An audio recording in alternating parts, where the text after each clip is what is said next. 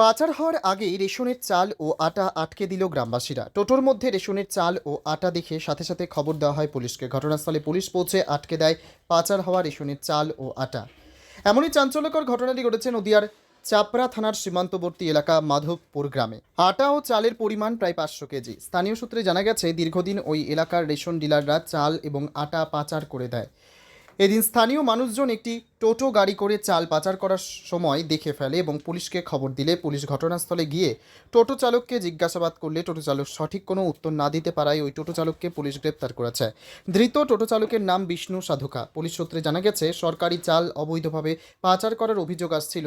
সেই মতো খবর পেয়ে গাড়িটি আটক করে চাপড়া থানায় নিয়ে আসে উদ্ধার হওয়া চাল ও আটা সমেত। ঠিক কোথা থেকে কোথায় নিয়ে যাওয়া হচ্ছিল এই চাল এবং আটা, তার তদন্ত শুরু করেছে পুলিশ। এর সাথে কোনো চক্র জড়িত আছে কিনা তারও তদন্তে নেমেছে পুলিশ। দাদা, কি অভিযোগ আছে? অভিযোগ কিছুই না, এটা এর আগেও হয়েছে, আবার নতুন করে দেখতে পাচ্ছি। এটা একটা স্বাভাবিক বিষয় হিসাবে এই শাসক দলের কাছে আছে। তো আগেও হয়েছে, এখন হচ্ছে এইটা। এটা কি সাধারণ মানুষের চাল? তো রেশন ডিলারের মাল তো অ্যাকচুয়ালি সাধারণ মানুষেরই চাল, কিন্তু সেইটা যদি সাধারণ মানুষকে না দিয়ে সেটা ব্ল্যাকে যদি বিক্রি করে, সেটা তারা করেছে, সেটা একটা দুর্নীতি করেছে। এটাই।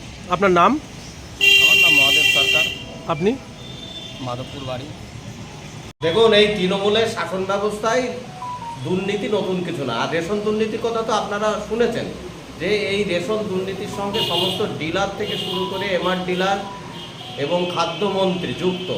আপনারা ইতিপূর্বে শুনেছেন, খাদ্যমন্ত্রী জ্যোতিপ্রিয় মল্লিক অলরেডি দুবাইয়ে 20,000 কোটি টাকা এই সাধারণ মানুষের হকের রেশন বিক্রি করে সে এই টাকা পাঠিয়েছে। সুতরাং টোটাল সিস্টেমটাই হয়ে গেছে দুর্নীতিগ্রস্ত। সাধারণ মানুষ তার পরিষেবা থেকে বঞ্চিত হচ্ছে।